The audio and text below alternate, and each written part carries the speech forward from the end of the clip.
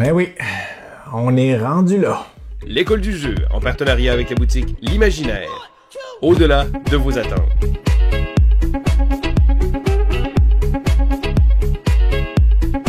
Hey, salut la gang, c'est JP pour l'école du jeu et bienvenue dans ce 25e épisode de la série Il ne doit en rester qu'un. Aujourd'hui, on s'attaque à la partie inférieure de ma ludothèque et croyez-moi, aujourd'hui, ce ne sera pas facile autant pour le choix de jeu que pour mon dos.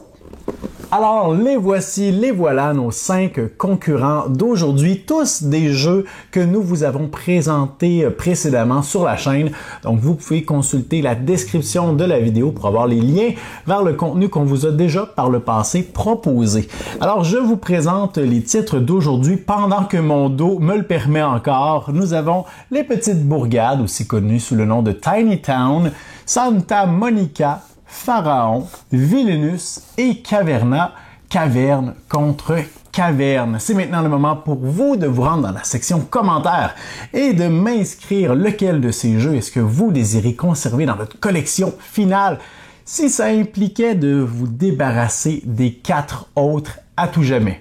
C'est fait, merveilleux, laissez-moi un pouce vers le haut et laissez-moi vous présenter en survol, en surface, chacun de ces jeux. Commençons aujourd'hui avec Caverna, caverne contre caverne. Alors, il s'agit d'un jeu principalement pour 2 joueurs, mais il est possible d'y jouer en solitaire. Mais donc, lorsqu'on y joue à 2, c'est sous forme d'affrontement.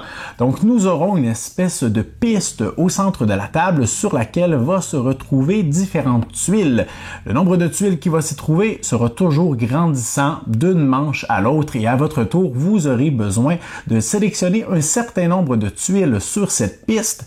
Ces tuiles vont vous dicter les actions que vous pourrez faire à votre tour, entre autres récupérer des ressources que vous allez accumuler sur une jauge. Vous pouvez également détruire un mur ou construire un mur plutôt dans votre caverne. Vous pouvez aller récupérer des tuiles pour construire des pièces dans votre caverne. Vous pouvez excaver également votre caverne puisqu'au début de la partie, elle est remplie de roches et de cailloux. Vous devrez avec votre pioche briser ces murs pour éventuellement dévoiler des tuiles qui vont se rendre dans la réserve générale et plus tard, vous aurez l'opportunité d'aller les récupérer pour les construire dans votre caverne et éventuellement les activer. Nous avons également juste à côté Villainous, ce jeu pour 2 à 6 joueurs, un jeu hautement asymétrique.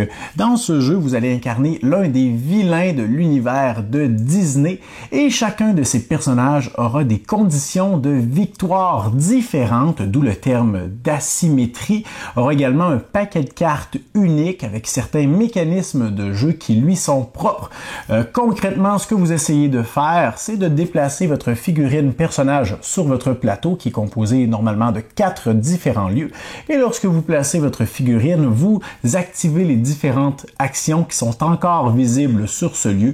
Vous pouvez par exemple jouer une carte de votre main, vous pouvez récupérer des jetons pouvoir, vous pouvez combattre un héros qui se trouve sur cette tuile, vous pouvez essayer de ralentir ou d'entraver vos adversaires, tout ça jusqu'à temps qu'à un moment donné, vous réussissiez à atteindre votre objectif qui est radicalement différent de tous les autres joueurs autour de la table. Continuons ensuite avec Pharaon, ce jeu pour 1 à 5 joueurs, un jeu euro de gestion où vous allez tenter de récupérer des ressources pour effectuer vos actions et vous approcher peut-être de la victoire. On a un immense plateau circulaire.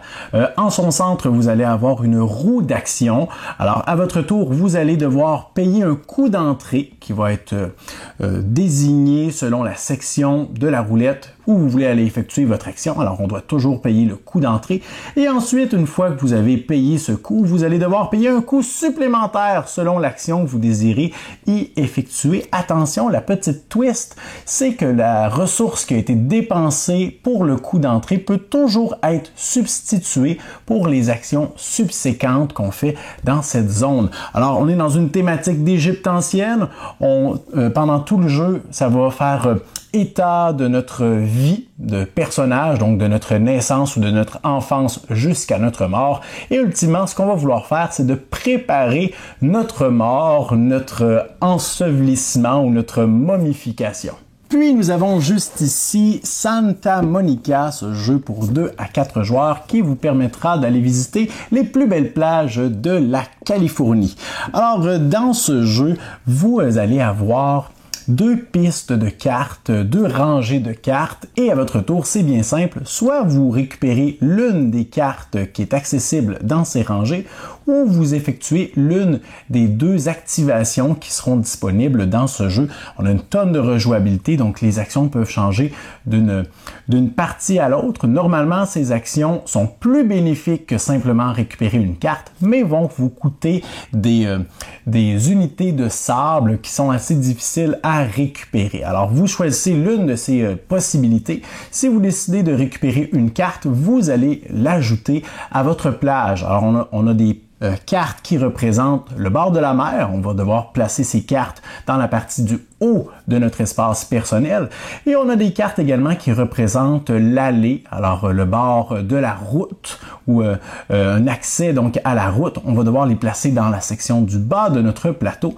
Et on aura des activations, des bonus instantanés lorsqu'on met des cartes. On aura la possibilité de générer également des visiteurs, des investisseurs, des touristes qui vont pouvoir se déplacer d'une carte à l'autre sur notre plage. On voudra les acheminer dans certains endroits également. On va vouloir essayer de juxtaposer certains commerces ou zones touristiques également pour apporter plus de points en fin de partie. Et finalement, tout au bout ici, nous avons les petites bourgades, ce jeu pour 1 à 6 joueurs, dans lequel nous allons vouloir construire notre petite bourgade, vous avez compris.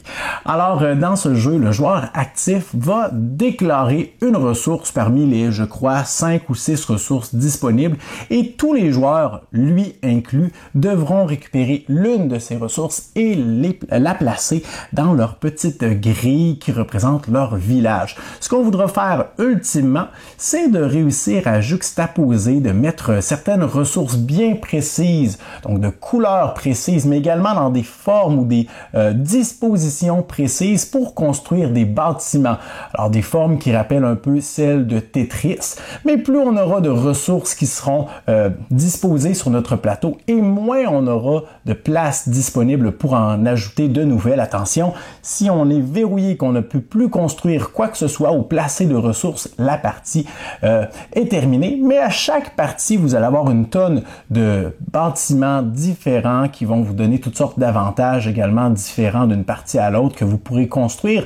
Vous aurez donc à gérer vos opportunités, mais également surveiller ce que les autres font pour essayer de leur mettre des bâtons dans les roues. Alors voilà nos 5 jeux d'aujourd'hui. Comme je vous le disais, je ne sais pas ce qui est le plus difficile pour moi, choisir parmi ceux-ci ou le fait que mon dos me fait terriblement souffrir, mais quoi qu'il en soit, tous d'excellents jeux, mais s'il ne devait en rester qu'un, c'est avec un cœur complètement en 1000 morceaux que je dois trancher, mais j'irai pour Villainous. Villainous qui a certainement été l'un de mes jeux coup de cœur. J'aime tellement la thématique.